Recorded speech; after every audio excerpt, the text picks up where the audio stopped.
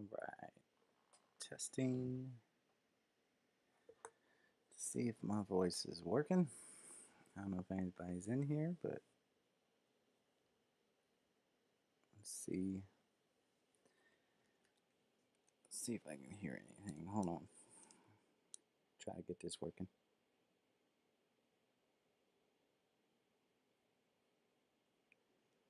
I think that's good. All right. Okay. So today I am just working on a scene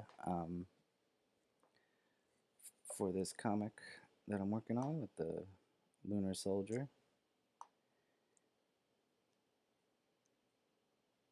And sorry, I was just getting a couple other things set up. But I'm going to read you the script so you can see how I kind of piece this together. It says, wide shot of the character's bedroom. Um, he's sleeping in his bed, half covered by sheets, and his phone vibrates loudly. So you can kind of see I have the phone right here, which I'll put like a buzz sound effect. And then the next panel, it says close up on the phone screen, and it will say incoming call from his friend, and it's a FaceTime, so I already have it kind of set up for that. Um, and then in the next panel, it says split screen. Uh, it says, Will rubs his eyes, confused, bro, where you at? And then while grinning from his car, and he's like, bro, are you still in bed? Yeah, well, I'm sleeping. Um, that's more than one thing to put in there, so I decided to just do like a FaceTime screen. And then when he says, yeah, why? He's kind of sitting up with his eyes wide because his friend is saying, you overslept, practices in 30 minutes, and this guy's an MMA fighter. And then we have him saying, oh crap, as he's rushing to get dressed and come out the door. So I haven't finished this bottom part down here. Um, so we're going to go in and start finishing that. We got a lot of background stuff to put in there. So, like I said, we got this top scene complete. Most of the details here. You can't really see it here in the phone, but I kind of have the picture windows in there. So, like when this is black, you'll be able to see how it looks more like a phone screen. Um, and then here with the character sitting up, I'm gonna have to draw background to give it more. And the key thing with some of this, a lot of stuff you don't have to add the background. So like here, I don't have to draw anything in the background if I don't want to. It just depends how important it really is this scene. So like I could just do a gradient background of some kind.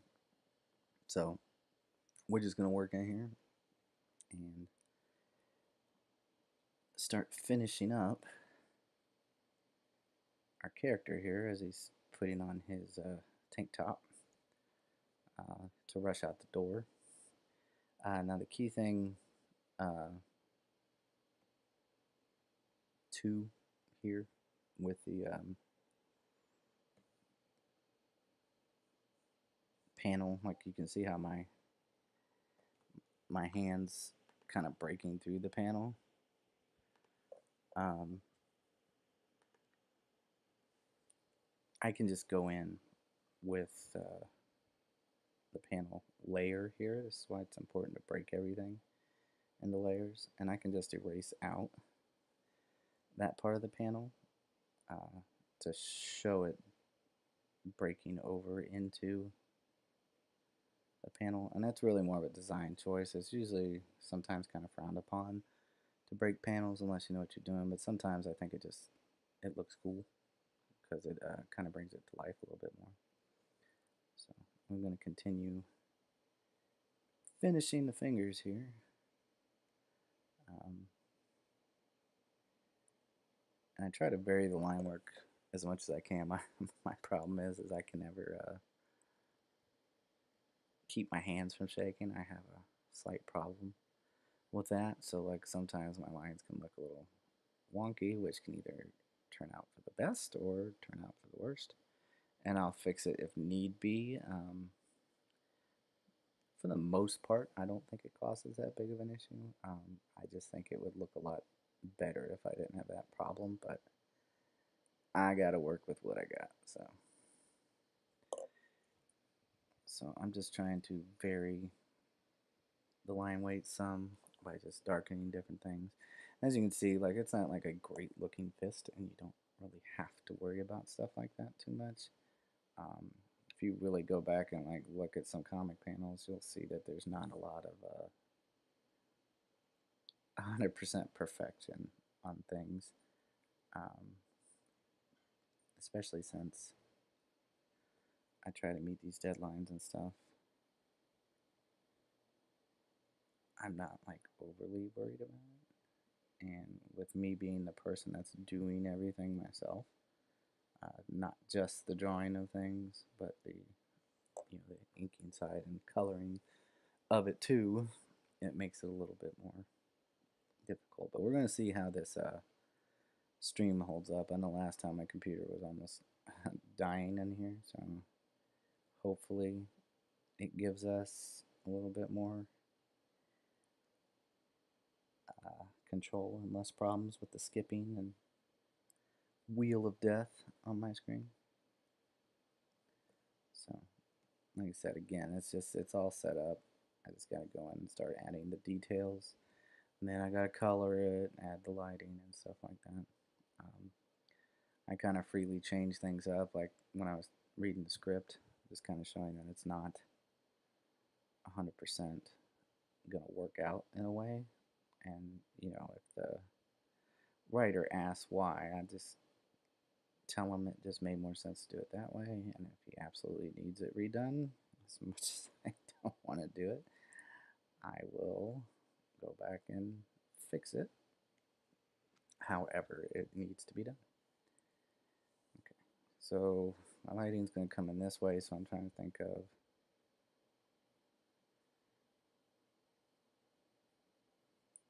where it's going to come in. So I like to do these kind of little shapes. And then certain things, like usually when I get a big rounded edge like this, I'll come in and add those hatching lines. And sometimes I don't add any hatching lines, so it's really just situation dependent. Um, Anybody who's watched my channel for any period of time will know that I am more about what looks cool as opposed to what's 100% accurate. And I know some people might sit there and go, you're crazy. You need to do it the right way. But for me personally, at the end of the day, it's all about the artwork and what catches your eye and gives you that sense of what's going on. So we're going to just finish shading.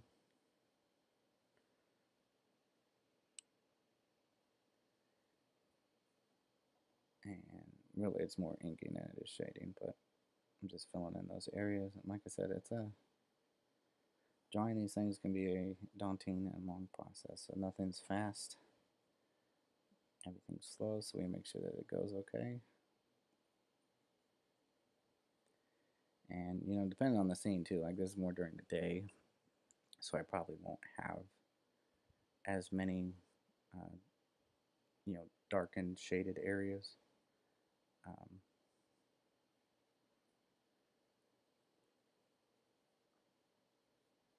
but again, it just goes based off of what I think looks cool at the moment. Because you can see like up here where he's waking up or he's laying in the bed. I could have put like the huge black lines, but I want to kind of give the feeling of the sunlight coming through the door. So we're going to just continue on. So right here, I have kind of the collar of the shirt, and the closer I am to the face, I'm gonna put those shadows in there. Um,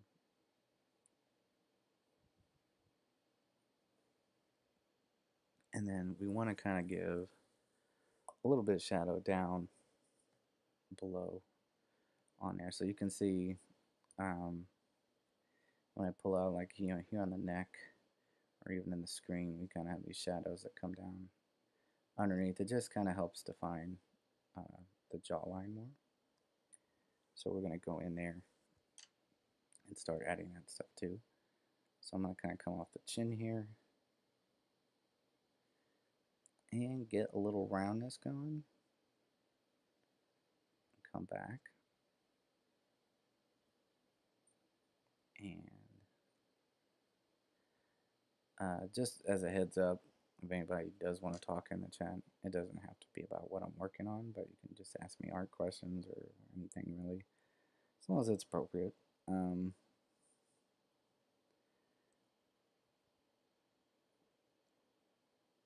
But my stream's a little delayed, so hey Lobo, what's up, man? Appreciate you stopping by. But my chat can be like real delayed because like I have this old freaking computer, so I'm curious how this is gonna go once I start adding, the color in here and stuff. Um, but I'll try to keep up with the chat as much as I can.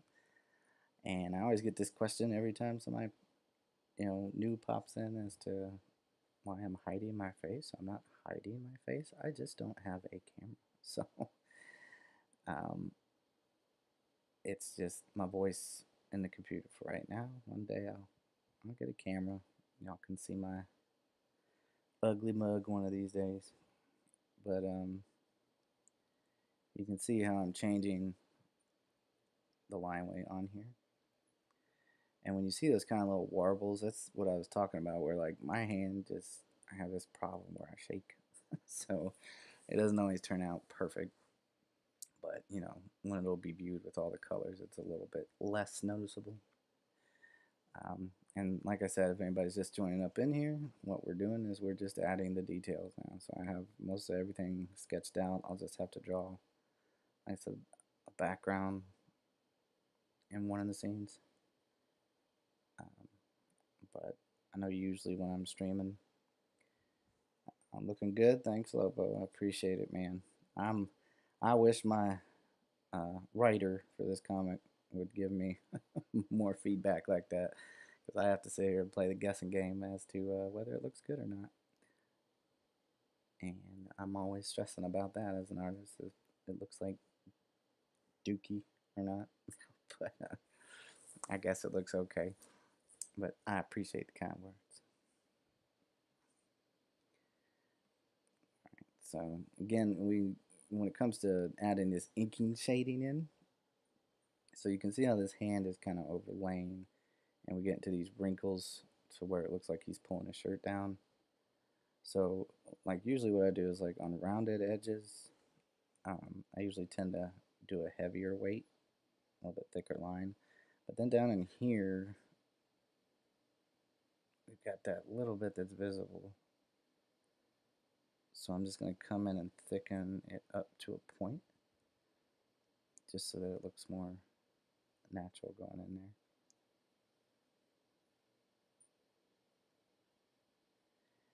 there. And when you first start doing it, it may look like weird, like why, but I always take it and then back out with my zoom tool so I can look at it and see how it looks. So see, it looks a little bit more natural on the folds in there. The one thing I do hate when using the standard tools, you can see how these little like white splotches in there, and I just never understand why it does that. You think it would just fill in the whole thing when I color, but it doesn't. All right. So again, I just keep backing out to look, and then again thinking about the light and where it comes from. So if it's coming in from this downward angle here, I have to look at, probably this is going to have more shade to the inking, but then it will switch on this underside. So I'll start with the shoulder first. Fill in those few little white splotches there. So I'll probably do a shape like this on the shoulder. Again, we can add in some hatching. It's not necessary too, but I just sometimes on this rounded area, I just like to put that in there.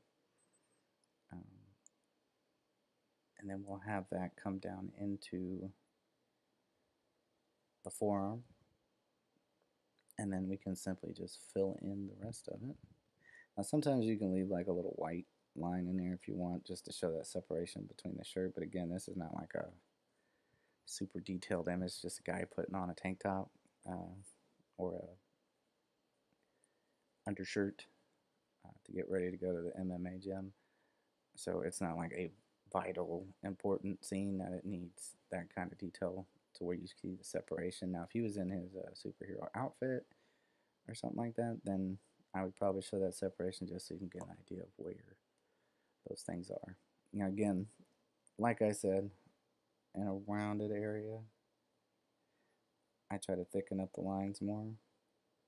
So how this tricep kind of bends down here, and then we go down this way too. Okay. And then some other things you can think about doing is when you really break down the muscle, there's those three heads. Really neat to see the process and explanations. Yeah, that's why I appreciate that, and that's why I do this. Is I want to give people a chance to kind of learn. And I know most YouTube videos you watch when it comes to art, it's all time lapsed and uh, doesn't really explain anything. And I also want people to kind of appreciate comic book artists more, to see the amount of work that goes in. Now, I am by no means at the level of somebody like Joe Matt or David Finch or something like that, who can knock these things out in like, 5 or 6 hours maybe. But again, I'm doing all the coloring and stuff too. But I do take my time with it. But that's just my process. I just personally believe that good art takes time. So like some people might wonder, like, why am I adding these little tiny things in there? Like, what does that do? All it does is help sell the shape of the shoulder itself. So it's not important. Like even down here by the elbow, I put two little tick marks, but it helps show the roundness. And then what helps beef that up over time is when you start coloring and adding things in. That'll also help sell more of the shape of the arm itself. I know some people have been wanting to see the drawing process. Usually when I stream this stuff, I'm on a like the coloring portion. I just do that just because it's a little bit faster to show than the drawing part. But since I was in the middle of it and I didn't really have anything else to watch during the time period, so I was just like, I'll go live and we'll see if anybody wants to show up and see how it gets done. Now, some people, you'll see them come in, they just already have a hand drawn picture. Um, True, I can see what you mean. Yeah, it's just like I said, when I first got started with art, it was just interesting to learn the process because, like I said, I would consider myself a decent artist, and even to this day. Um, but watching real artists and studying comic books themselves, like from the artwork, just kind of helped. So I figured if people got to see that live, or maybe in a tutorial video, they'd be more, amped to get involved with art. But like I said, it is a very time consuming process. And with like an image like this, I guess my style would come off a little bit more on the cartoony side. But that's the kind of comics I like. I do not like realism in comics, but that's just me. I know a lot of people do. I just lean more towards comics from like Humberto Ramos, Joe Madureira, guys like that who just really exaggerate characters, make their muscles bigger than they're supposed to be, things like that. But when working for somebody, they have to agree with what the design. So we kind of found like a balance between realism and stylized art because I just told him I was like, look, I can do realism, but I don't enjoy doing realism. So The only way I'm gonna work on this is if I can kind of add my own little flair to what you're looking for. So, but it worked out. It's just very, like I said, very time consuming being the only person working on this. Most of the time, people, you have a guy who draws it and sketches it, and then it goes off to. Now, a lot of artists nowadays they do their own inking too, but then they send it off to a colorist who then sends it off to the word guy, and I'm just kind of doing all of that by myself. Um, and it can be very stressful and time consuming. And so I try to take breaks so I don't get burned out on it, but it can be rough, especially when a lot of these pages are running like 30, and like they're almost graphic novel length, which is crazy. But it's what they want. That's what I try to give them. So I feel it's fair. The character kind of reminds me of Gully from Guile from Street Fighter by the face. Anyway, yeah. I don't know. Like we were working on different hair designs and things for the character. And my thing when it comes to comics is again, it has to have that little bit of a fantastical. So like he wanted more of like a just typical modern day whatever haircut, but like it's all about silhouettes, and profiles. So that like if I was to color this whole thing black, you would still be able to go, oh, that's the main character from this comic. And I just, weird hair design, spiky hair, stuff like that tend to stand out a lot more in comics than somebody who just has your typical, here's the haircut I got from Supercuts down the street. So, but that's just my feelings on it. So yeah, I can see how a lot of that stuff gets influenced in there because I think a lot of stylized artists and stuff end up doing that anyway and have that kind of spiky hairdo. So I could see it. So I think we're good on that. Now I'm gonna do a little background here in this one, and all this may look like background, but this is all just in the foreground lines. So what I'm gonna do is I'm gonna add down here at the bottom a new layer, and so my old self does not forget things. I'm gonna type in that they're background lines, and that way I keep it safe separate. Yeah, that's true. A little bias from the anime look. Yes, that's the one thing about anime I do like is they are very, very creative with their character designs, especially the hair. Like it's sometimes you'll run across somewhere just like okay that's normal, but like 9 times out of 10 somebody's got a crazy spiky hairdo. But again, it's about that silhouette. If you put Goku on a page and I colored him all black and just gave you his shadow, you'd be like, that's Goku, and that's what you always want to try and go for. But no, I didn't take any like offense of what you comparing it to Guile. I am heavily influenced by a lot of things, and I'm sure at some point some of my things start looking like other stuff too, or closely resemble, just because I take inspiration from it. So that is very true what you said. I think what I'm gonna do is give him kind of like a hardwood floor in his apartment. So you can see here, you're probably wondering like, okay, well, why aren't you drawing the full thing? Well, you have to think of the best way to save you time, right? So I'm not going to see the floor under the bed, under the nightstand and stuff like that. So I don't need to draw that. I just don't. So instead, I can just make these lines at least disappear through the object. And then once I color this top portion, you're not going to see all this. The only part of the floor you're going to see is this down here.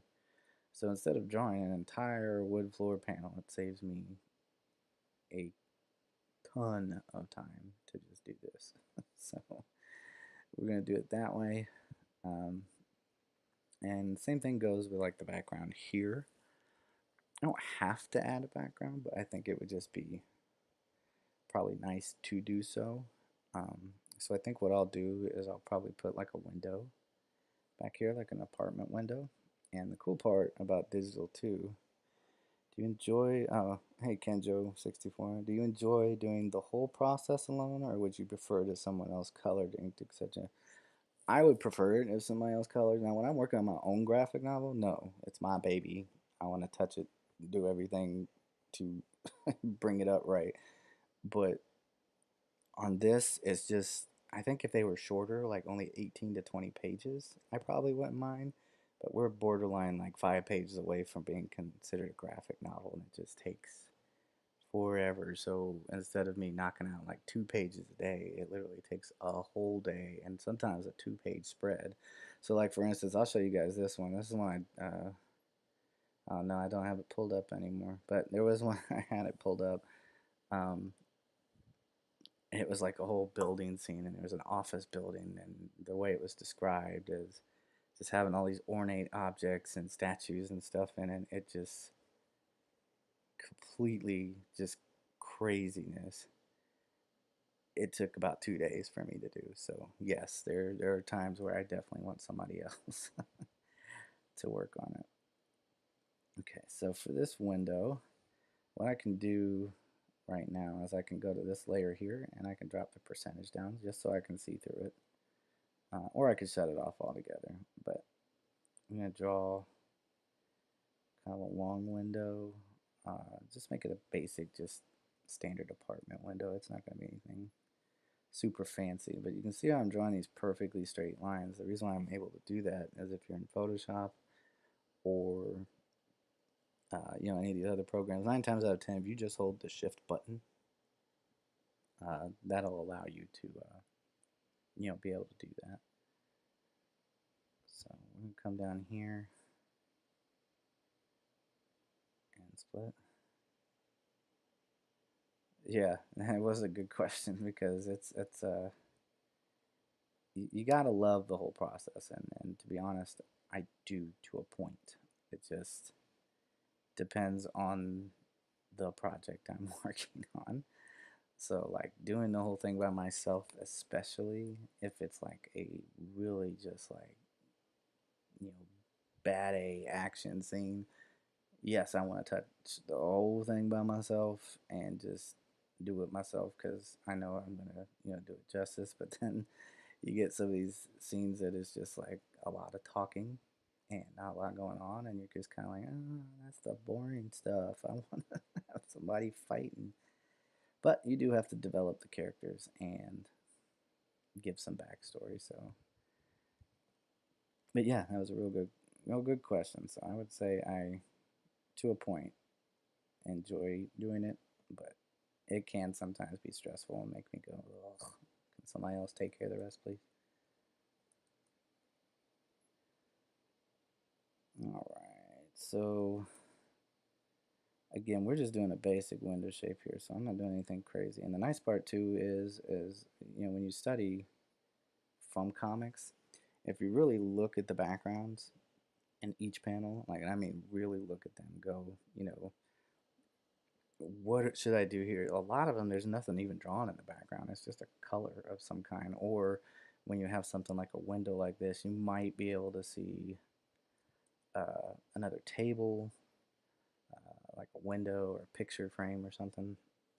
But for the most part, it's all black. There's nothing there and nothing to see. So, like from here, because I want the focus to be on this character and what's going on, I'm not going to super detail this window up. I am, though, going to help silhouette them a little bit by making this region here just straight uh, black with nothing in it. But I don't want, like, see this open gap down here?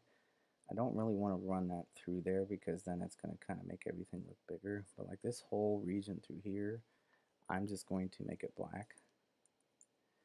And that's, again, it saves time and it's not the central focus of the picture. I mean, if I wanted to, yeah, sure, I could draw all this crazy detailed stuff in the background. and everybody would be like, "Oh, cool, that's amazing." But like, if you're really honest with yourself, if you collect comics or have ever read comics, how often do you stop and study the background? Like, if you went back and read a Spider-Man comic and really looked at the buildings, you'd see that all the windows are just rectangles. There's really not a whole lot of detail, unless it's like really close by Spider-Man. Um, but the most of the stuff is just so basic, and there's nothing in there. But it sells the scene. So that's all you're trying to do is really just sell the scene itself. Now there are some people who like to go that extra mile. I know in my own graphic novel, I do that probably way more than I should, and it drives me nuts because if it's a brick building, hell, I'll draw every brick in the entire building. Yeah, yeah, true with the Spider-Man thing. Yeah, I'm telling you, man. Look at how much detail is not in the background of a picture, or if there's a background at all. But I tend to sit there and I draw every single brick, and I don't need to. Like, Kenji, you see my point? Yeah, and like I said, it's really just dependent on the like if you're doing your own thing, you get to kind of decide what you're doing, how much detail and stuff like that. But when you're working with somebody, if they say, "Hey, we got this scene where the guy and the girl are having a conversation in a major city at nighttime, but I want to see all the neon lights, the cars, and stuff like that." Sometimes you just got to take a deep breath and go, "Okay, I'll draw those people plus 30 other people walking on the street, the vendors and stuff like that." But then you have to find a way to draw them with just enough detail to get by, but not so detailed that you can see the Gucci logo on the woman's purse in the background. You don't have to do all that, but it's just enough to get by. Again, because you're just trying to sell the scene. So now you might be wondering, like, oh well, the guy just disappeared. How the heck are you gonna do the rest of that? Well, even when I turn this back up, you can't see him, but I will eventually color it, and that'll disappear all this stuff in the back. But for now, that's just how we're holding it in place. Uh, Once you get to doing a few pages and stuff, you can kind of see through all that stuff anyway. So, the edge of the window here.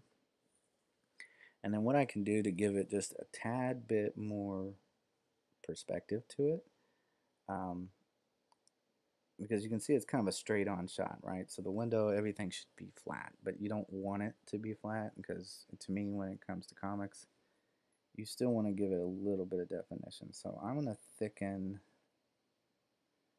these edge lines a little bit, but just in the places where a slight shadow would be cast, right? So what that does is it kind of gives the illusion that there's an edge on this window pane. Oops. Sometimes when you hold shift, it doesn't want to go straight, but it just adds that little bit of extra edge to make it look like we're kind of turned at an angle. But again, I'm not leaving it open and white. Takes some real skill, man. Literally have to be able to see where to add something from around detail. Yes, that was 100% true, Lobo, and that took practice, and that's the main thing I think I want to let any aspiring artist know is at first, some people are born with natural talent, where they're just good at seeing shapes and stuff, but you cannot draw everything from imagination. Yes, there are people who can do it, but they don't necessarily start that way. They try to reference life itself, but look at things. Look at how the shadow falls on a building and things like that, and that can show you as to what areas can be black. But if you want to be a comic artist, like right here sitting next to me, I have 3 omnibuses sitting right next to me. Because when I'm feeling a certain kind of way and I'm just like, God, I really have to draw all this stuff? I go flipping through there and find like the craziest scene with like 30 superheroes on a page and they're all fighting in a city. And I sit there and get a little sigh of relief and just go, man, I don't have to draw as much as I thought I did. If I just make these big, chunky blocks, I might be able to just get by with that. And because your focus is going to be on the characters itself. Okay. Now, we're going to add one more thing on this phone because we want it to be recognized as his friend that is calling him. So the cool thing too about drawing digitally, because that's one of the points I was going to make earlier. A lot of people draw on paper first, and I know with my own, yeah, it makes sense. A lot of times I draw on my own, um, like paper, and then scan it in and do all the coloring stuff then. But the cool part with digital with some things is I don't have to use a tool to draw around. So like if I wanted to make a perfect circle, so I'm gonna kind of like not make this black because I want the screen to be, um, a certain way. Uh, so we want to have his friend calling. So you can see I can drag out a circle shape, and then I can just hold Control and hit Stroke, and it has that color that I picked saved, and just hit OK. I didn't have to draw that, and it's a perfect circle, and uh, then if I wanted to, like, here's a problem a lot of people run into. Like, see if I come in here and I hit fill, right? Now, if I zoom out, it's like, okay, cool, perfect circle. But the problem is when you zoom in, you can see that white strip right there. And that's even with anti-aliasing off or on. It just does that for some reason. And it's just because the pixels just don't want to touch. Now you're thinking, okay, well, just click it one more time. Well, if I click it one more time, look at that. See how it made all those edges jagged and look like dookie?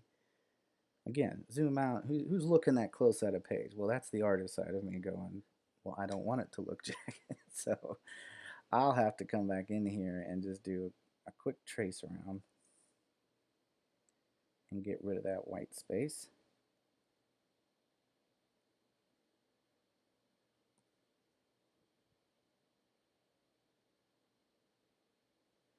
And now it's a perfect circle. Okay. And the last step I'm going to do is this character.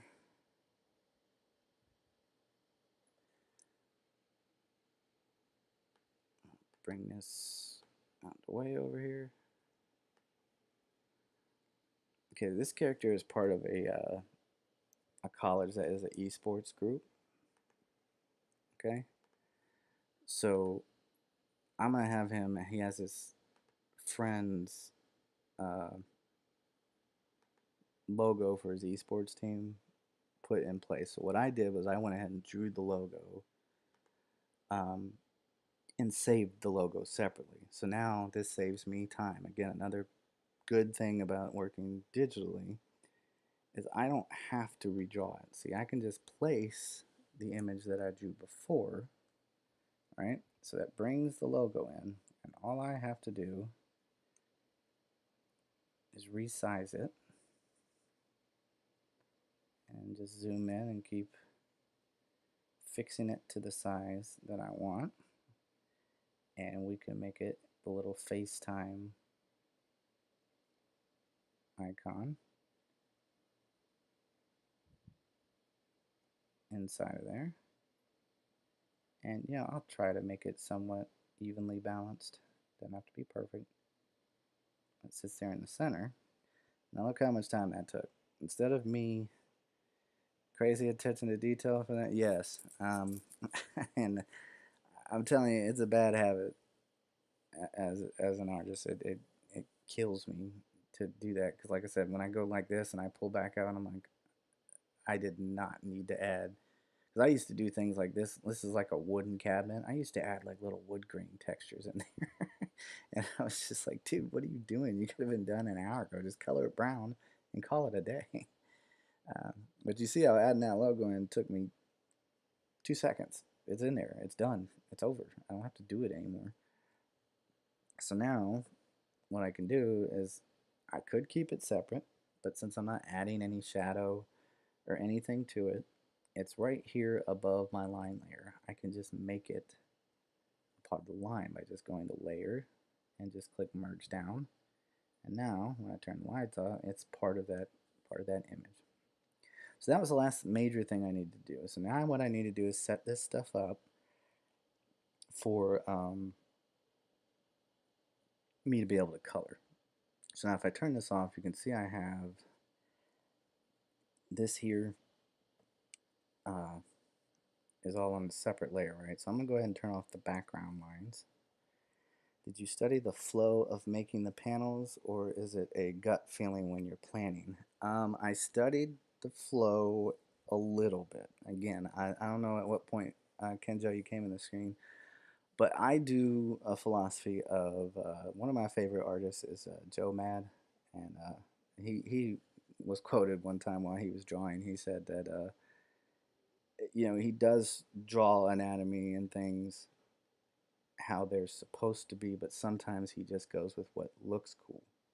So I do the same thing with my panels too. Now, if it's an action scene or something, no, yeah, I do things where like, I may have like uh, 6 panels going across, and then have this big one, and then there's a big, huge body of somebody punching, and it overlaps. That's when I start to get crazy. But when it's little things like this, like it's just a talking scene, yeah, I just do your basic flow of panels where it just looks normal. I save the cool, a more advanced flow of the panels for action scenes, or maybe if somebody's getting like super intense, like for example here, like this is just them talking, but like in the next scene, I have this big, huge one of the friend who's like kind of engulfing a couple of panels, and kind of cuts into it, and it just works out better that way. So I would say a lot of it is gut feeling more than anything else. Um, and then the rest of it, I kind of apply said rules to doing things as well. Um, but yeah, so now I got to set this up for adding colors. But that was a good question, though. I appreciate you asking that. I'm going to turn the panels down so you can see how that fades that. So now I can see where my lines are. So I'm going to connect all this so that I can make it easy for myself to just simply um, oh, you're welcome, Kenjo, and I appreciate it. That's what I'm here for. I want y'all to ask questions if you have questions. I really do appreciate it. But I'm going to make it easier so I can just select the whole thing. Because if I try to do that right now, watch what happens. If I try to separate, well, I don't want that layer. But if I go to my lines layer and click, see how it like selects all inside and all that stuff? I don't want that. So what I'm gonna do is I'm gonna kind of finish the lines. I might need to make my brush a little smaller. I'm going to finish the lines by connecting them here. And then up here at the top, you can see how they're not connected. So I'm going to go in here and connect that like that. So now, if I was to click, see how that just selects around the outside? That'll allow me to make a mask so I can just color everything inside of there. But we don't want to do that yet because we have to do that for every single layer. So here, since the whole thing's in the foreground, all I gotta do is just basically retrace the panel.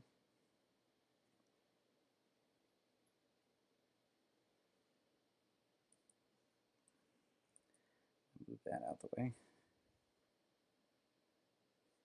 Okay. And you want to make sure that those lines are connected, because like I said, if one of them is just not even barely touching it, it'll try to select everything inside that area. Okay, so that's that. Now for this one, it's a little different. If you look, you can see I have the character's thumb and fingers here holding the phone, but then I have this space right down in here. So I don't want that to get selected in as the whole. I just want the objects themselves. So like we have the top of the phone right here. Right, so all that's connected, but I want to leave those little spaces here. So I'm just gonna attach the fingers here. Okay, actually that was too far. Let me come back. Attach those. And then this is a separate finger here. And again, this may seem like a lot of extra work, but this is just my method of doing things. Somebody out there probably has a simple, easier way of doing things, but I'm just explaining things the way my brain works. So we're going to connect that there because that's the palm right there, and then our thumb kind of wraps back, so this will be the tip of the thumb right there. We got that connected. All right, and then you can see here I have the back, but there's nothing connected, so if I pick that, it would get all jacked up. So we're going to go down, and then I'm going to run it across all the way to, well, that might be too close. Hold on. I'm going to run it across all the way to the edge here and connect the foot. And then I don't have to do that with the hand over here, but I do want to connect this bottom portion of the body like that. Now watch. Everything is closed off. So now if I come in here, pick my magic wand tool, I want to make sure it's set on positive and not negative. And I'm going to click. So now you can see it is only outlining what I want to be colored, but if I started coloring, it would color all this negative space. So I don't want that. So you want to go to select and then hit inverse. Now, I don't want to color on this layer. So what I want to do is come down just below my lines layer, add a new layer with this little plus button down here, and I'm going to call this color. Okay, you can call it whatever you want, whatever helps you keep track of it. Okay, and then down here right next to the effects button is this little square with a circle in it. This creates a mask. So that means now anything I color will not go outside that mask, right? So I'm just going to pick a random color and start coloring on him, even though he won't have red skin. Look, I can go as crazy as I want, and it's not going to go outside that mask that I just created. It saves you a ton of time, an absolute ton, okay? So now that we've taken care of the foreground lines, now I want to do the same thing I just did with the background lines. But the cool part is we only have 2 background scenes. So I don't have to do but 2 of them. And I'm going to show you a trick for these little panel break ones that we have here. Okay. Oops, switch back to black. All right. So I only need it, if I look at my lines, I only need it to connect from here down. Okay. So I can start here and draw me a line going straight down this way. Okay, and I can turn that upper line off. I can see everything. And you might think, well, now you're going to have to go and erase all those lines that are stretched out. No, I don't have to, because it's just going to be covered up by the top layer anyway, so nobody's going to see it. So it's not that big of a deal. Again, another benefit of drawing digitally is working with multiple layers allows you to save time too. Because if I had drawn this whole scene, I'd have to go in and create 2 separate layers or try to color the whole thing as one object. And that would have taken even more time. So now the cool part I was telling you about with this panel break, right? So I'm going to fill in a couple of these blank space lines. So if I come through here and I draw this line and connect everything, and again, you don't have to use Photoshop. There's you know, Clip Studio Paint and like Sketchbook, I think, is still free, and you can do the same kind of stuff that I'm doing in here. It's just Photoshop gives me a little bit more access to a couple of effects features that I like. But Clip Studio Paint is just as good and is more affordable. So, but watch, when I draw this line down through, see how it makes the line appear? We don't want that, okay? But if I erase that, it's not going to connect. So the thing you want to do first is I'm going to use my selection, right? So now it's selected my areas. I go to select, inverse, add a new layer below the background lines layer. I'll call that color as well. Okay, I'm going to go ahead and I'm going to make my mask. Okay, now that's permanent. The mask is permanent. So now I can come up here And oops, I don't want to do that. I can come up here back to my background lines layer, and I can erase that out. And you might think that that breaks the line. Well, how are you going to color that? Well, let's just pick a random wall color. We'll go with tan. And if I start coloring on the actual color layer, make sure you're picking the right layers. See how it still doesn't go outside of it? So now when I have that stuff on there, it's still not being effective. So layer management is definitely important. Now, the other thing, because I'm going to start coloring now, and I'm going to work with these foreground lines first. The other thing is the reason why I've pulled up another image that I worked on is you want color consistency for your basic scenes. Now, if it's a scene that's going to have a red hue or blue hue, where the skin color is going to be not normal skin color, then you don't really need to. But for this instance, since it's during the day and there's nothing fancy going on, I can use this, right? So I can just turn off the shadows, turn off the highlights, right?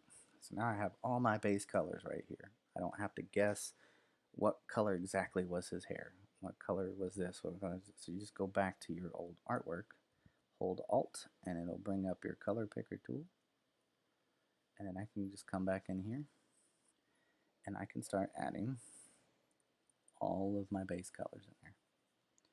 Now, obviously, I am not going to finish all of this today on live stream, but we're going to go till about 2:30, so we got about another hour. So we'll see how far we can get.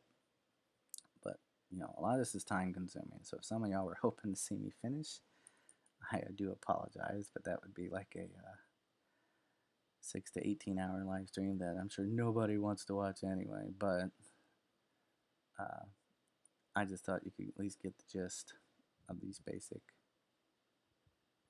stuff down. And like I said, when I get the chance, I can try to live stream more, but I'm just so busy that it's hard for me to get it in. And my computer is so old that sometimes it just crashes on me in the middle of the stream. One thing I forgot to do, since I'm done with all that masking, I can turn the panels back up again. Okay, so I'm just going to come in and color his basic skin color.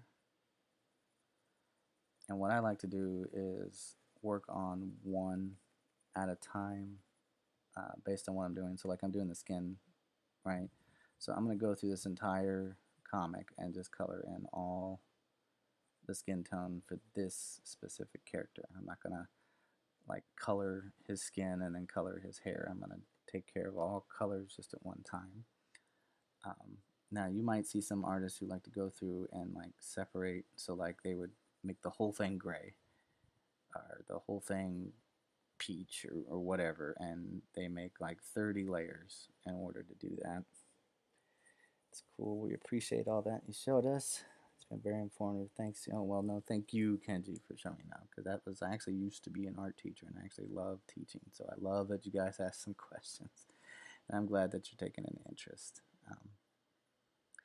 But like I said, there's also other methods to doing things that some people might tell you are faster and whatever, but you got to find the process that works best for you. A tip that I can give you though is if you are working for a company or something like that, you have to learn to get fast. So I have the luxury of working at a different speed than everybody else, um, but it is good to find a way to take shortcuts when you need them, especially if you have a deadline. Like there would be no way I could finish 35 pages in a month. There's just no way. Like I said, each page doing all the coloring and stuff takes about a day to sometimes 2 days, and if it's like a 2 page spread of a city, good lord, that's probably taken me 3 days to do. Um, uh, Lobo, who was in here earlier, I don't know if he's still in here. He'll tell you that I hate Windows. Even there's shortcut methods to copy and paste all the windows. I still hate drawing the windows because it's just like if you drew a whole scene and you got like 22 skyscrapers and then your whole total window count comes up to almost like 1,500. That's a lot of rectangles I'm putting in a scene. It drives me insane. So Uh, but yeah, it'd take time. But there's no way that I would be able to draw and color and do all of that in 30 days. There's just not. And that's one of the downsides to working by yourself. Now you can see, I'm just going to make the teeth white. So I'm just going to sample the white off the page and come back in and color his teeth. Okay. And again, I'm just going to go through and get all of the skin first. Now, as I'm adding this color in here, I'm hoping my computer doesn't start slowing down because this is usually the part of the process that it does. I've got to find a better way to stream, maybe get enough money from this stuff one day. I can just buy me a new computer outright that can handle all of it, but I have to work with what I got. So color all of it in that we can, and it's okay if you kind of bleed over a little bit into your hair or whatever, because you're just going to color over it anyway. So it's not that big of a deal. So you don't have to be a perfectionist with it until you get to that stuff. Like when you're coloring the eye or something, then at that point, yeah, you're gonna have to make your brush smaller and really zoom in and get into detail. Are you still in here, Lobo? I appreciate it, but I was just telling them about how I told you how much I hated drawing windows in skyscrapers and stuff for the buildings. That's my least favorite thing to do. But that it takes time, like it takes several days to do it.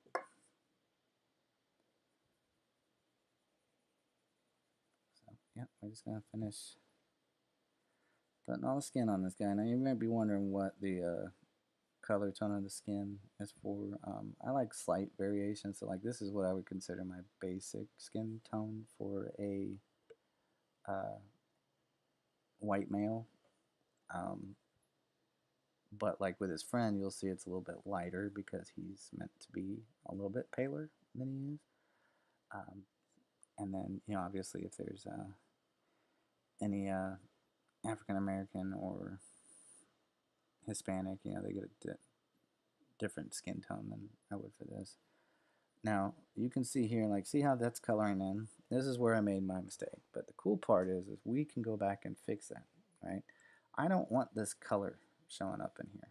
So if I come back to my mask right here that's off to the side, I hold Command on a Mac. I'm not sure what it is on a computer. It might just be Control. If I just tap it, see how it repicks all of my line here? I can come in here now and switch to negative, and I can pick on your lines layer. I can pick, and it'll piece out those areas that I should have separated to begin with. Okay, and then here's the cool part, is now I can just click on that mask and delete it, and it'll keep the selection, and then I just hit mask again. So see how all that color just disappeared? It just masked it off for me.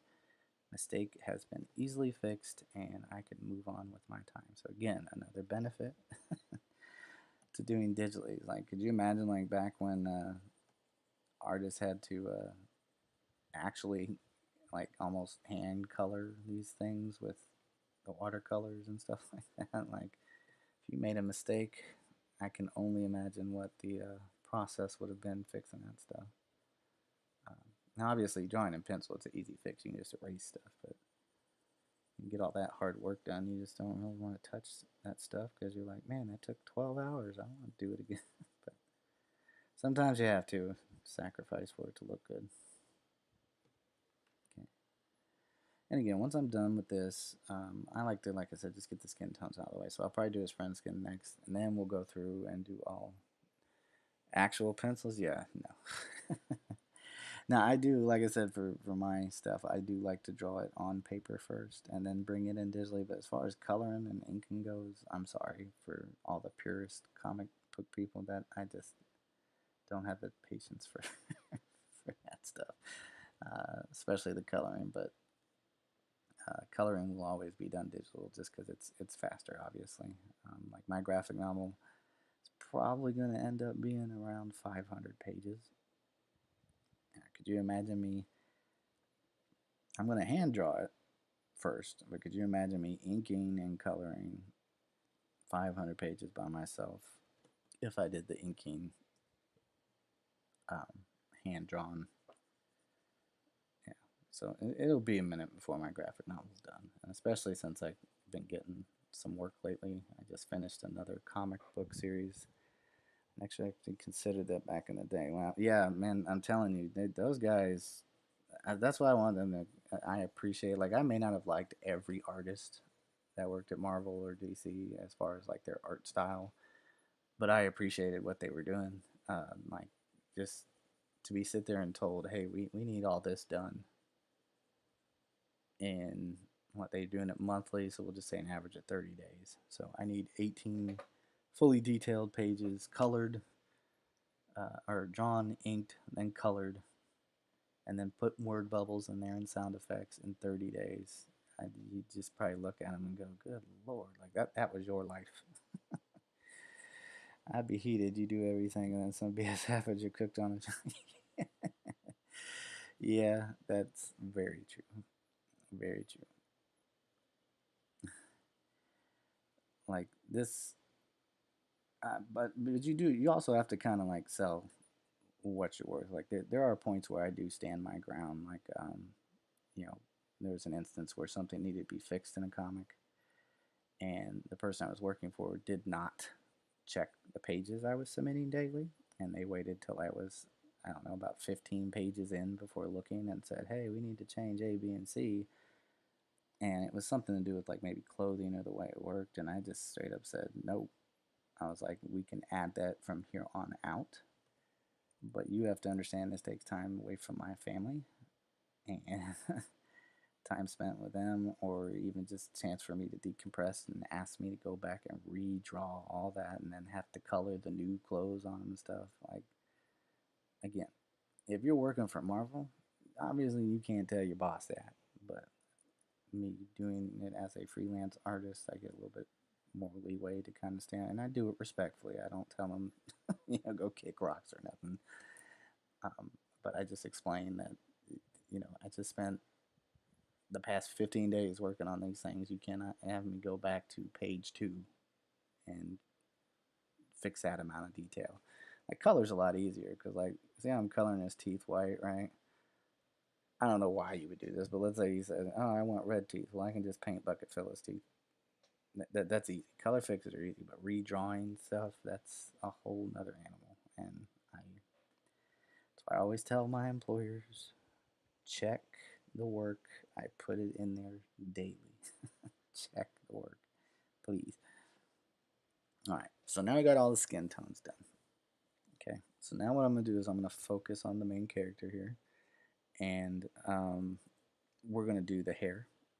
Okay. So again, the reason why I have another one pulled up is like I can just come over and hold Alt and sample my hair, and then I can come in here and start coloring. Okay. And again, I am sure there are faster methods to doing things, but I'm also like a guy who's stuck in his ways. I like the feeling of kind of hand painting everything in there. I'm not going to take the time to lasso tool everything and then just paint bucket fill. Personally, I've tested it out. Sometimes it takes more time to lasso and then paint bucket fill to add the flats in.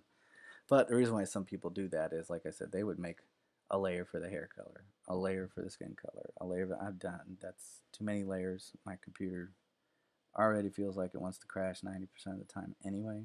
So I just kind of stick with my broke method that I don't need to fix. All right, so we'll finish coloring in his hair and his eyebrows.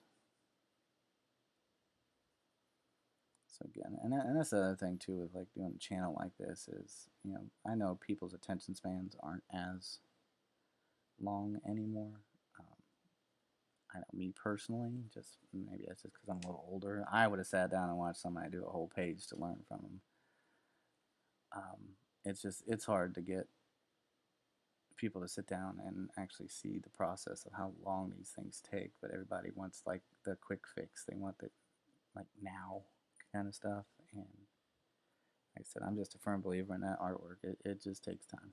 There's nothing you can do about it to rush it, make it any quicker. There's probably a few steps that you could, but a lot of people watch these time lapse videos and just sit there and go, "Dang man, he drew that when you have no idea that person could have been drawing that for 8 hours, and they just sped it up, and you think it took them 20 minutes to do." Um, but I like to show things in real time because I want people to actually be able to learn from what it is I'm doing. Um, and then, from there, you can either do the same or you can develop your own methods by just adding. So, like, you can say, oh, that's a cool way to do that. I'm going to do that plus what I saw this other guy do. And that's the whole thing is you want to learn from more than one source uh, to keep yourself growing. As an artist, you should always be looking for new ways to improve your artwork and things like that. Just certain things I'm a little bit of a stickler on. Like I said, with like what I'm doing now, just hand painting the color in. But it's a process, that's for sure. And like I said, anybody that's in the chat that wants to ask questions can go right on ahead. You don't necessarily have to be related to art, but at the same time, if you come in here talking crazy stuff, uh, like somebody asked me if I ever eaten some kind of weird insect or something, and it's just kind of like okay. So, but yeah, keep the conversation appropriate, but it doesn't have to be art related. Like if you want to talk about video games or anything like that, that's cool with me. So it's just something your opportunity to learn or just get to know me. It's one of the two.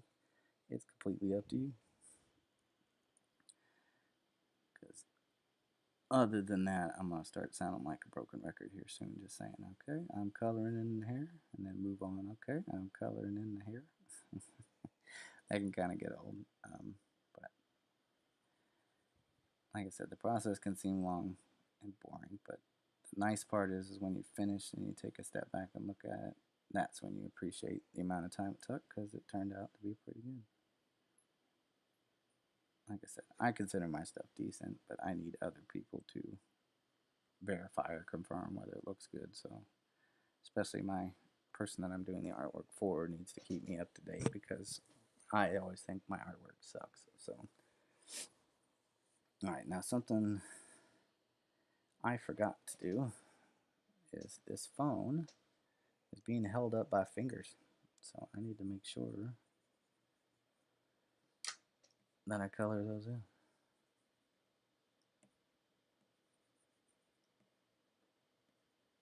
And you'll see this phone really come to life when I start adding in this black background screen. Look way more like what it's supposed to. But for now, you kind of have to guess where it's going. All right, now the next most simple thing I can think of doing would be the eyes. Now you see how when I zoom in, you get these little like white splotches in there. I said it just for some reason it just doesn't like to fill in all the time, so I have to go in and fix those. Now whether those would show up in the comic or not, I have no idea. Uh, but we're gonna go ahead and do his eyes. But it's one of those little like things that just bother me. Like I can't have that one little white dot sitting there. It'll bug me to no end. Okay, and we're gonna make the eye whites obviously white. So we're just gonna go through every scene that has an eyeball in it, and we're just gonna add that in there.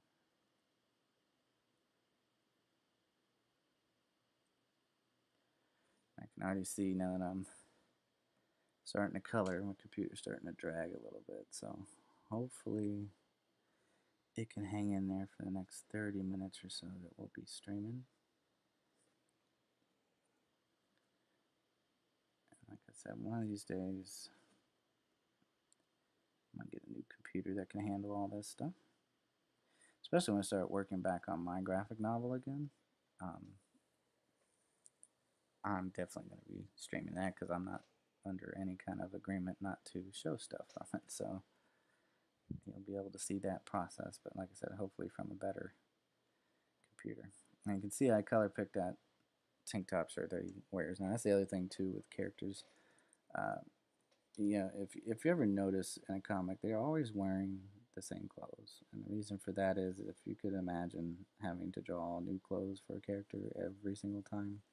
Same thing when you watch an anime, like they always kind of even crack the joke like Goku opens his closet and he's got 13 pairs of the same orange gi just sitting up in there. It's the same with comics too. You want to kind of just keep it the same and keep it going. Now, if there's a reason to change their clothes, like there are scenes where the main character goes to college and they have a specific uniform they have to wear, then at that point, yes, they're going to have different clothes on. But 9 times out of 10, even though the thought would pop in my head, most people aren't sitting there going, man, is he wearing the same tennis shoes he was wearing the other day? Look, we're just going to pretend this guy has a closet full of the same outfit every single day. Because, like I said, it just saves time having that every single new day that comes up. You have to draw a new outfit for this person, and it can get a bit ridiculous. All right, I can't remember in this scene if I can see his pants. I don't think so, but I do believe it's the pants are the same color as the shirt,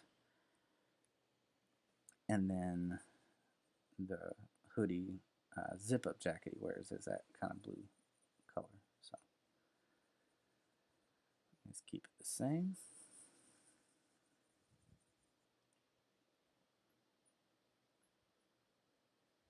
And we'll color those pants in.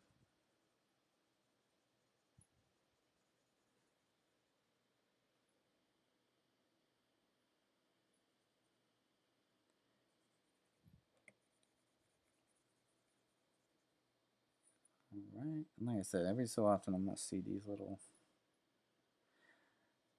white spots I'm going to fill in. But, and this goes back to my point, right? So you can see I put more details in the hands than I did the feet. And if we're looking at what the focus is of the picture, by the time I bring that background image in, right, I mean, your focus is solely going to be in this area with how this is all light and open. See how the black makes your eyes shift? You're not even going to look down there at those feet. Now, if it's somebody like I'm drawing the Hulk or something, and dude's barefooted 90% of the time, and then yes, I'm gonna draw the toes how they're supposed to be drawn and stuff. But for a scene like this, where it's just you're reading, you see sitting in his bed, you're gonna move on to the next page. So I don't need to spend any extra time making sure the toes look 100% like toes. As long as you get the gist that he's got feet, then we succeeded. All right. Now that takes care of him. So we're gonna come in here. We're gonna finish his friend. So we can go ahead and get his hair done.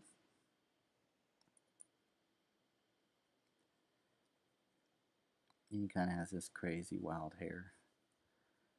Now he's the kind of character he's going to be one making the goofy anime facial expressions. Um, I was told in the description that he is a very animated person, so he's always going to be making over exaggerated faces. Now you see this little white line that's going through here. That's intentional because of the screen for FaceTime, so it's kind of like the window for it. I just kind of colored through it so I could see where it was at because white on top of white kind of blends into each other. Um, so at least gives me an idea where I can stop with the color.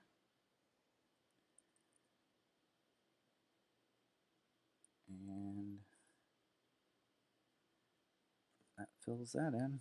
All right, so let's just finish out the eyebrow. Okay. And the cool thing is as you know, once I'm done with this and stuff, I mean, you can at least go back and watch this stuff if you want to learn. I have some tutorials on the channel, but also if you just want to rewatch this for something specific, I know YouTube saves that stuff under the live playlist, so that'll be there if anybody, absolutely has to go and can't hang around. All right, so we're going to sample his green eyes. Get those colored in there. Now, the coloring process is honestly not that bad. It's when you get into the shading and the highlights stuff, which I don't think I'm going to be able to get to in this video. But maybe I can go live when I'm working on that part to be able to show you guys. Um, that's where things start to slow down a little bit. So I'm going to color in his green t-shirt.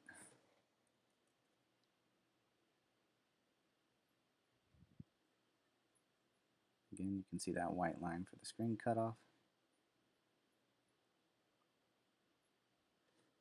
Fill that in.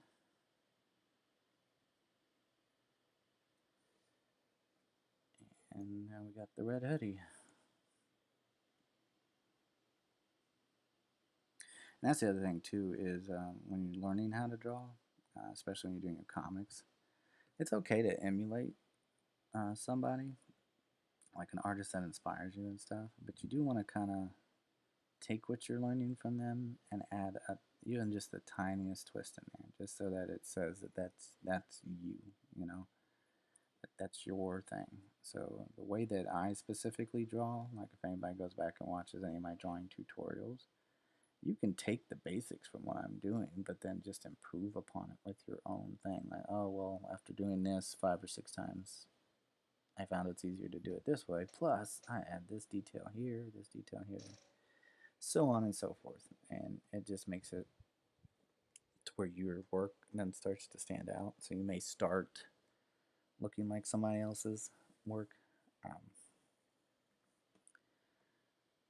but, all right, so we're going to get, so like here, even, okay, instead of an Apple logo for the phone, I'm just putting an orange instead, just so you get the idea that it's an iPhone. That way you don't get in trouble for having that on there.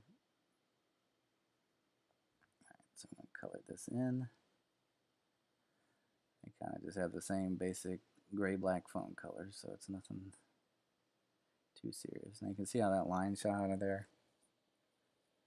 Again, that's because my computer's slowing down. I'm trying to stream this, so so hopefully she'll hang in there for a little bit longer. And then the other cool thing with the digital is like, so like under here it would say answer or end. You know, I can use just the text tool to just type it in there and put it where it needs to go. Now when it comes to like sound effects and stuff like that, you don't want to just use any just basic type from the text thing. Now you could import different text to do sound effects for like a wham or a bang or something like that. Something cool I want to show you too that you can actually do. You can actually create your own text. Right, so like in my comic, there is many different cultures and stuff that speak different languages. So like I made up my own language. So like this is the Maoran language. So if I type in, shrink that down. If I type in, hey, how are you?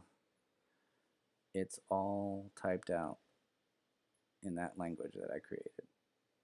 So it's kind of cool. So that stuff you can just look up online, like how to do kind of stuff. But I just thought I'd share that there's all kinds of ways to do text. So you could kind of make your own comic book style text and just upload it and make your own font and pull it into the program.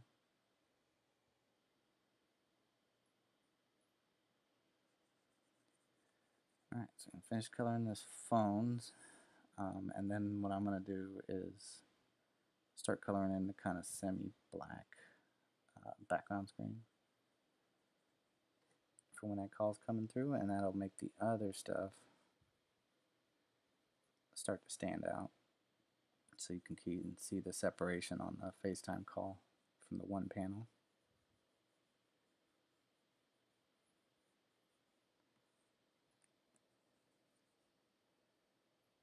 Alright. Obviously, if you're doing your own stuff and you're doing it on paper, just to do panels and things like that, obviously use a ruler because those are the kind of things that you want to be straight. You don't really want those to be kind of wonky looking. But in digital, you have the option to make things straight with holding the shift key or clicking a dot to 2 points and connecting them. That sort of thing.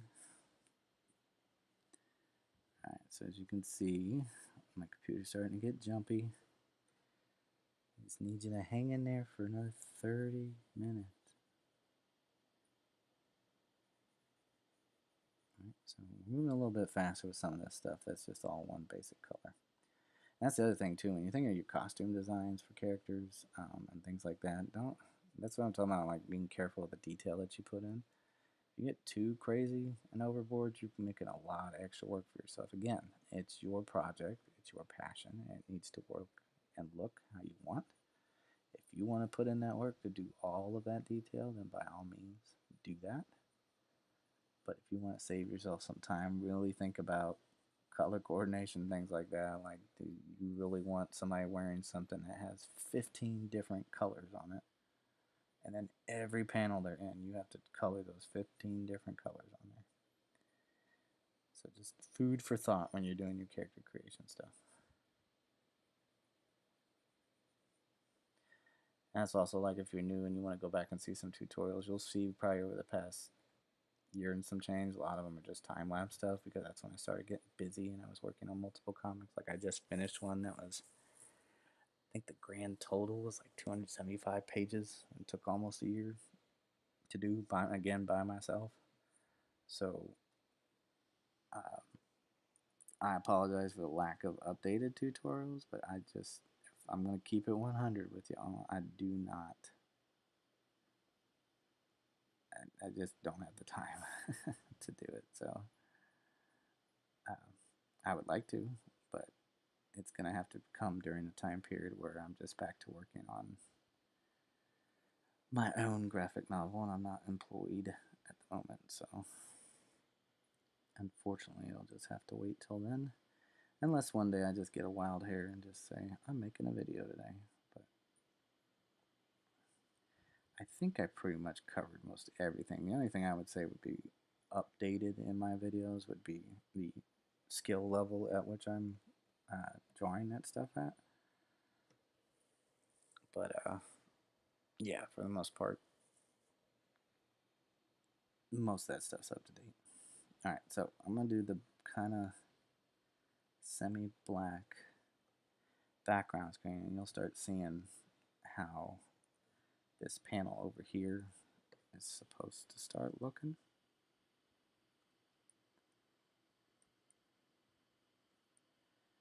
So you can see I can just tap a point, hold shift, and tap another point, and it'll just connect those lines, and that'll give me some thickness and allow me to kind of scribble color a little bit faster.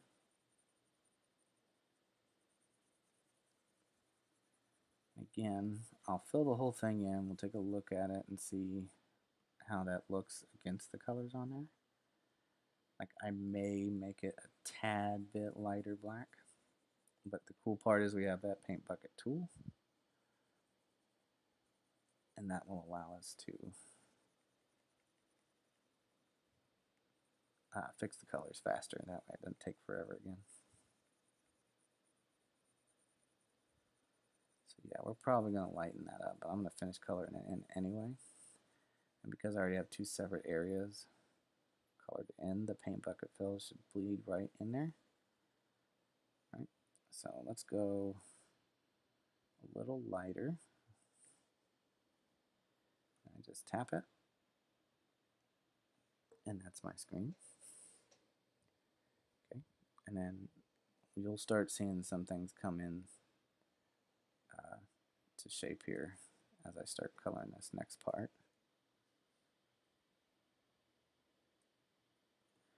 Like some other buttons that are on the phone.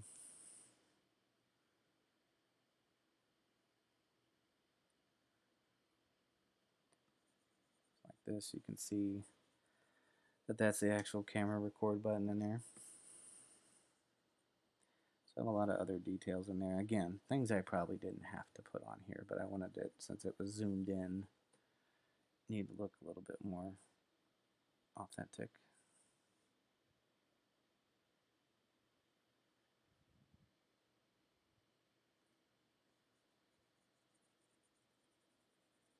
Okay, and again, to get it to just draw straight like that, if you just hold down shift while you're drawing, it'll move in that direction, but only up and down. It won't do it at an angle. But there are ruler tools that you can pull out for that, if so needed.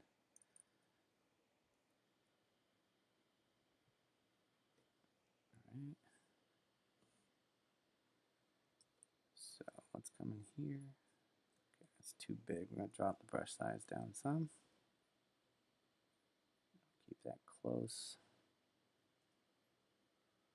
to the edge.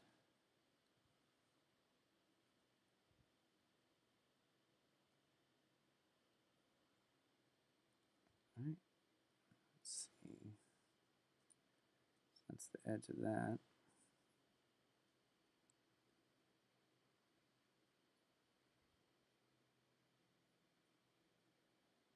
I really got to use my eyeballs to try to see that white in there. Okay, so you can see now how that's a separate screen, and then depending on what color I make its pillow, that'll show up more in that. All right, so we're back here. Come up some and find my edge. Down a little bit. Right there. And then I found where that edge closes. Okay. So now you can see a separate window screen.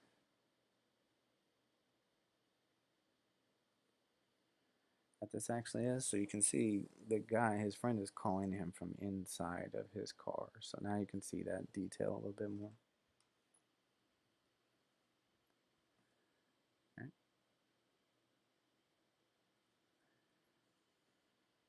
Finish this off.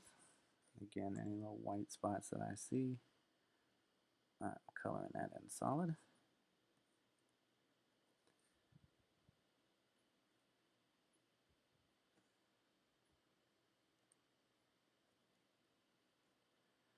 Actually, when you try to do the whole draw a straight line thing, it can kind of show you how you didn't draw a very straight line with your line work. But again, small details that most people aren't going to notice unless you just got a thing for perspective. So here's all our buttons for ending the call, all that stuff.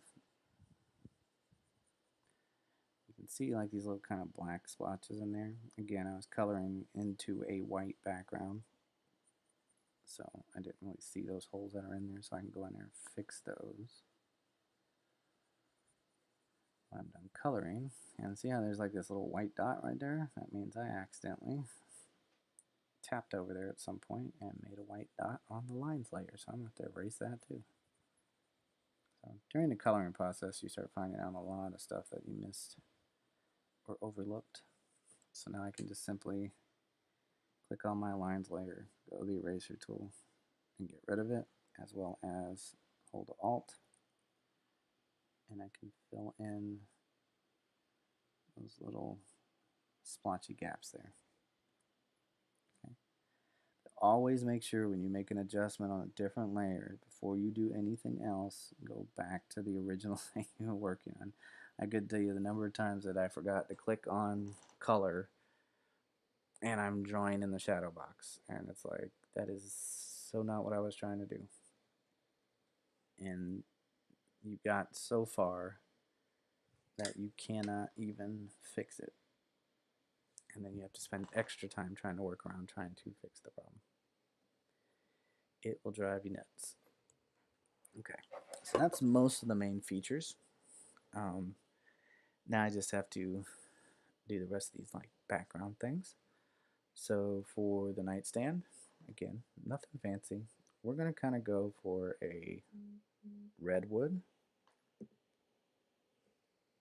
Um, so you can see I'm kind of bringing it down just underneath the yellow or the orange here, in between the orange and red. And so I'm going to go for more of a darker wood color. And the reason why you want to kind of hit something in a middle tone is so when you're adding the lights and the shadows, it doesn't get too dark and it doesn't get too bright to where neither one shows up. Again, a lot of stuff just based in typical art basics of like color theory and things like that.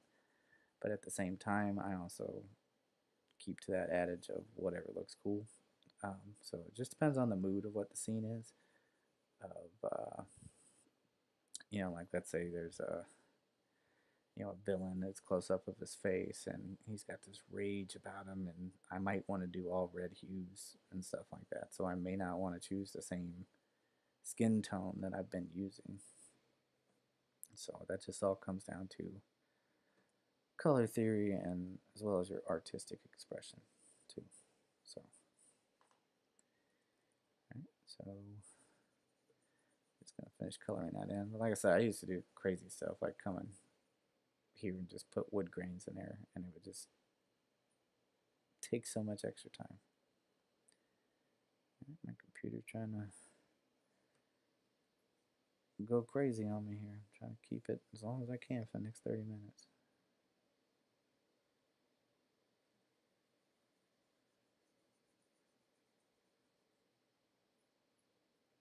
Alright, so just going around the phone. Now, what I used to do is like, so I would say that the character and the phone were my two main objects in the scene. So I would make that part of the lines layer and then do everything else as a background. But at the same time, I kind of found a way to just kind of color and shade it all on the same layer. So I stopped doing that so much. It really just depends on the angle of the scene and stuff like that. But yeah, I would have probably 5 or 6 months ago made the bed and this nightstand separate. But like I said, I found ways to use the lasso tool to help me negate some of that. Now this is just your basic lamp stand. I think we're just gonna go silver with it, so I'm just gonna kind of do this gray color. And if I wanted to, but the scene's not really calling for it, I could make the lampshade something fancy. But I'm gonna stick in this color range. Well, actually, let's raise it up, and we're gonna go for that basic light tan color that you see on most lampshades. So again, you can see that this lampshade is not anything fancy. Like it looks like a lampshade, but it's not exactly like a lampshade. So it's enough to give you the imagery of I know what that is. Because again, we are looking at the scene. The way I have his body shaped and the line work working, your eyeballs are going to go here first, follow his arm over straight to the phone, right? So that way when it goes buzz buzz, you're looking here. You ain't looking here to say, oh, that looks like a crappy lamp. Now, after you read it a second time or look back at the picture a second time, then you'll sit there and go, oh, well, that's a pretty crappy looking lamp. And then that becomes your personal opinion. So, excuse me.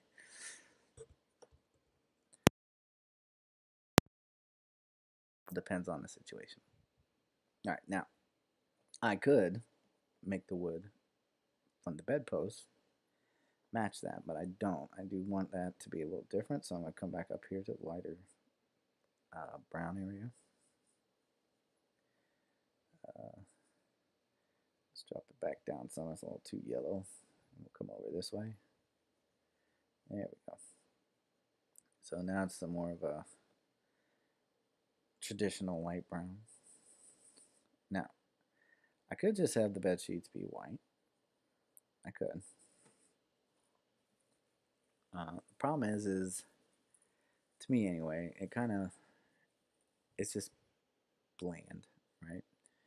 So we have to kind of think about, different kinds colors that would work. So a lot of this stuff is muted. Um, we could kind of go for more of a doctor's office kind of look, a bed sheet, and the best way to just kind of find out what it is that you want is to just go ahead and start coloring. Because once you get it colored in, you can then see how that's going to look depending on what's coming in. So like right now I'm looking at it, that might be a little too uh, bright blue. So like now I might come down in here and switch into the grays and go to the gray green kind of color.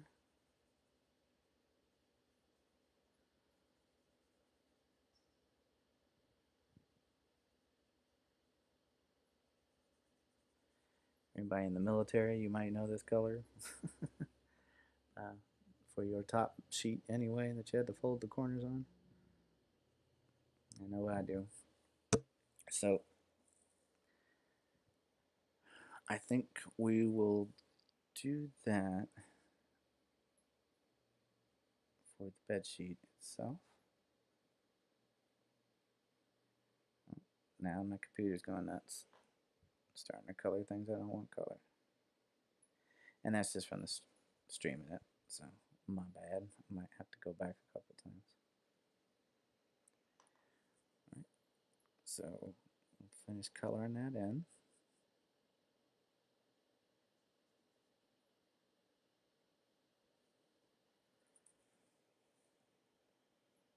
And once we're done with it, again, we'll take a look at it and see what the final result is. And once it's done, it's done. So then if I want to change it to something else, all I got to do is grab a paint bucket and click, and it's an easy fix. So I'm going to finish looking at everything first. I think what we'll do is we'll probably keep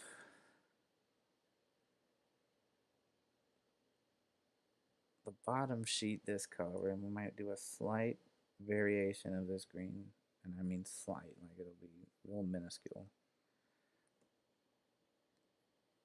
of the upper sheet, the one that you're actually covering yourself with.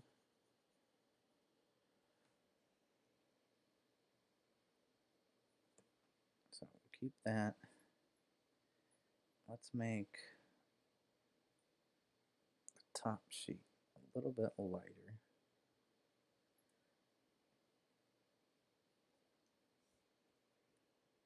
Let's see what that looks like. Okay. So that way it still kind of matches, but it gives us a little bit more depth to know that it's a different blanket, especially once I start shading it, it'll stand out like it's supposed to. And now for the pillow, we're going to keep it white because most people have a white pillowcase. Not everybody, but most people do. But I also wanted him, the character, to pop out more. So I like to switch to a basic blue tone in general. But we don't want to go completely white, right? So if I wanted to add some kind of lighting or something in there, and I try to add a lighter color than white, well, nothing's lighter color than that. So I do want to come down and darken it some for base color. So we'll do it more like this. And that way when I start adding in the lighting and shading, we can actually add highlight in there. Now I could just keep it, color it white, and then just add shading, and then there's no highlights on it. But again, it'll evolve as I go. I'm really coming a guy been silent watching on TV. Well, I appreciate that, man. Like I said, I'm gonna be honest, man. It's hard to be entertaining about about this stuff because it just takes so long to do it. I think if I was doing my own stuff, it'd probably be a little more because it's kind of like I said, I can't show certain scenes from the comic. Um, so this is one. It's like it's not an important scene, so I'm allowed to show it. I mean, he's just waking up, so it doesn't really spoil anything. But like the stuff I want to show is like the cool, action scenes when they show up. But I can't really give nothing away. But I appreciate you continuing to silent watch. Uh, But yeah, but you can see though. I mean, this is what I've been streaming for 100 minutes now, so like a little over an hour and a half, and we've only gotten this far. So like again, I hope people when you buy a comic now or you see an artist and their work and you show the appreciation. I'm great at narrating alone. I'm terrible with y'all saying something. Nah, it's hard when nobody's talking. That's for sure. So I gotta take it like almost like I'm narrating my thoughts, which that could get a bit ridiculous sometimes. But I guess the only time it really gets entertaining for me is if I go off on a tangent on something. That's why I encourage even the random conversation. Like if somebody were to come in and ask, "Hey, did you play the new Batman game?" Heck yeah, I'll sit there and talk to you about Batman while I'm working on it. So, like I said, this is more just educational for anybody who wants to learn. But again, feel free to talk about whatever you want. I'm cool with it. So you can see how that gray is kind of gonna look a little bit better when we get the highlights and stuff going. I think I've done it, but you know I'm good for rants and tangents. Hey, no wrong. I don't know how much I would. Yeah, I think the only thing that would lead to a rant on here for me would be if in the middle of me working on this, the person I'm working for calls me and says, "Hey, I need you to completely redo this." And yeah, I'd probably have the equivalent of a video game rage sequence live on here. But the tangent things, I'm with you, man. Like sometimes you just got to. Um, 'Cause like I said, sometimes it feels weird sitting here like narrating what's going on in my head the whole time. Because then sometimes my hand will start doing something that I'm not saying, and I'm like, why are you doing that? But I completely get it though. Like I said, I had one person show up here one time though. That's why I try to add some influx in my voice when I'm talking, but like because dude, I just showed up because your voice makes good ASMR for me to go to sleep. I was like, thanks, I guess. Remember to hit subscribe.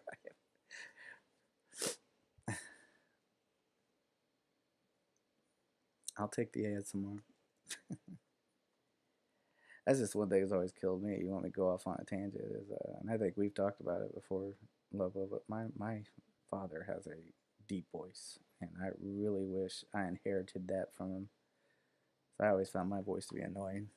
It's not so bad with the say the dialogue games because then you can read it as a yeah that's true and like when I said when I'm done drawing like I've completed my graphic novel and I'm just not really drawing anymore.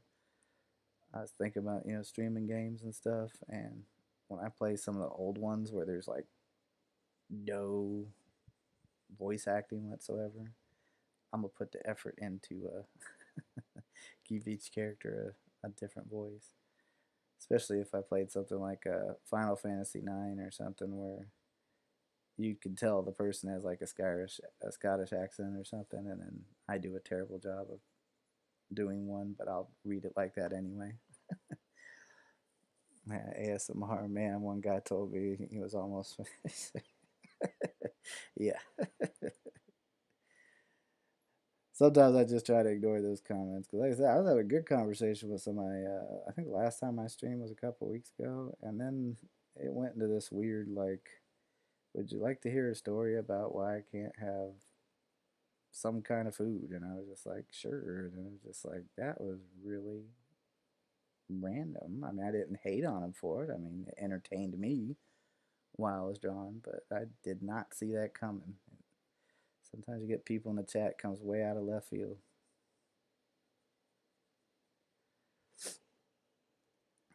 All right, so obviously some of this stuff is a lot easy, um, because like the table is just going to be the same color, so I can just easily select that and go with it. So what I'm going to do is I'm going to finish up this table, and then I think I'm going to call the stream for the day, just so I can give my computer a chance to survive the rest of the day because I got to finish this page. because it is not going to survive if I keep streaming and going all the way with this. Well, like I said, when I get to one where I'm doing the shading and the lighting, I'll probably pop up with another live stream there. Makes sense. Remember one jokester from God of War stream? Oh my goodness, yeah, that went way out in the left field where even I had to call him out what he was doing. Like that was ridiculous. Like how you come up in here telling them jokes and not know where they come from. All right. So we probably got another 5 minutes, and then I'm gonna have to wrap up. So I think what I will do is I'll go ahead and probably just get this bed sheet color. I don't know.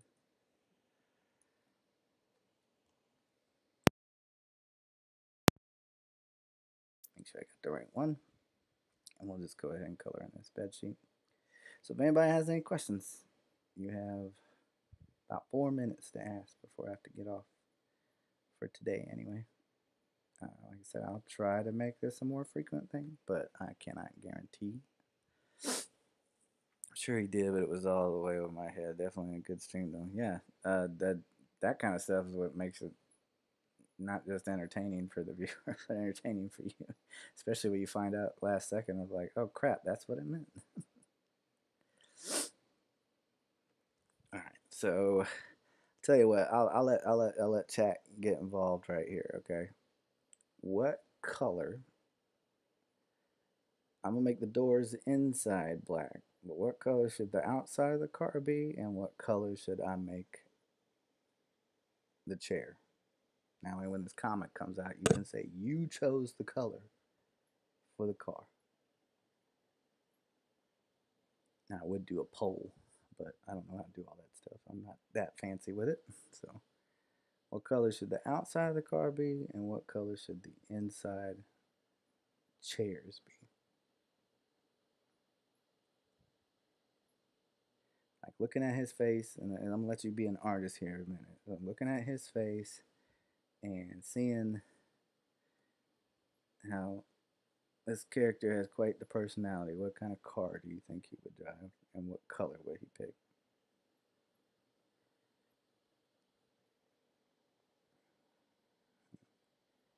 Blue outside. Okay, so let me pick blue, and we talking like regular blue, like a navy blue. I can start coloring it. And you can tell me. Now, obviously, that area is the window.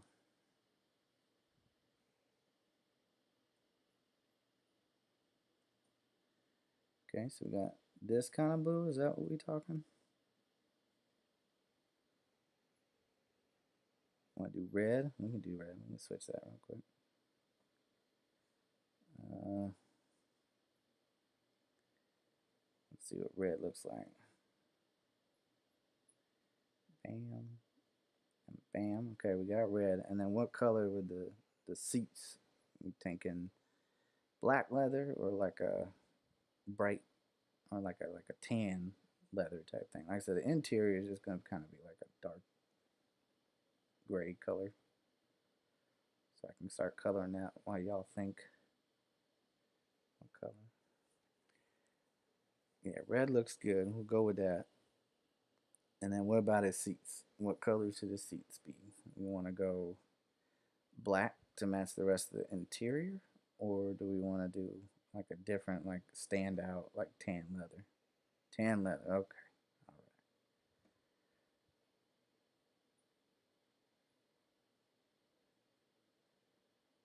All right. So just remember that, Lobo. When this comic comes out, you design the interior of this guy's car. Or at least the color options he chose.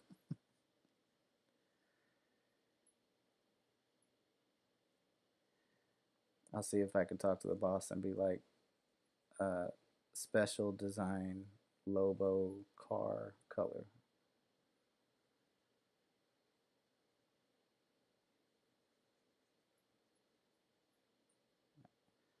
Let me let me throw in this tan leather real quick and see if that's what you're talking about. All right, Lobo. Here's the tan I had in my head. Do you think it should be darker than that? Like more on the brown side? Like this color?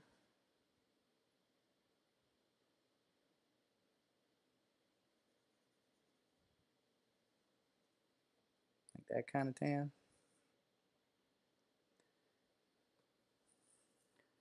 Or should we go a little darker weather like this?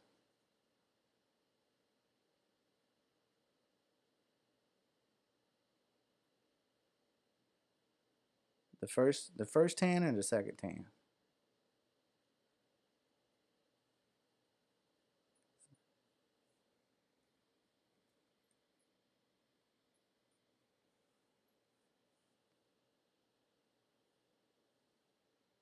The darker tan. Okay.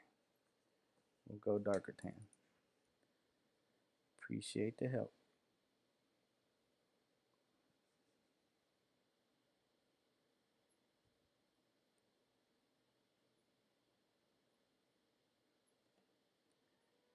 All right, so we'll finish that up.